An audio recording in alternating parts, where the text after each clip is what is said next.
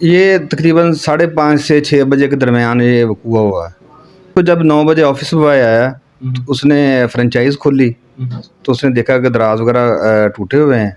तो उसने फ़ौरी तौर पे हमारे इधर फ़ौजी साहब होते हैं उनको कॉल की, वो आए तो उन्होंने मुझे कॉल की। तकरीबन 9:30 बजे फिर मैं आ गया, फिर हमने पुलिस को उस वक्त कॉल की।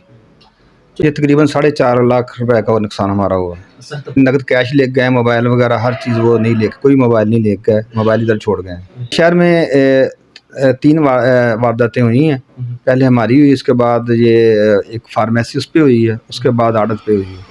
ये मालूम ये होता है कि ये एक ही ग्रोह है जिसने की है। रात को भाईजान हम ये दुकान प्रॉपर बंद करके ताले बाहर से अंदर से सारे लगा के गए हैं। सुबह 8:45 बजे के करीब मेरा मुलाजम आया जी, उसने चाबी मुझसे ली है कि ताले खोल के दुकान खोल के सफाई कर दूं। सुबह जब सफाई करने आया तो ताले दोनों मौजूद नहीं थे। उस बंदे ने मुझे फ़ोन किया जी ताले इसमें लगे नहीं हुए, ताले कोई नहीं आपने उतारे हैं। मैं कहा मैं तो वह शॉप पे आया नहीं, मैं तो घर पे हूँ।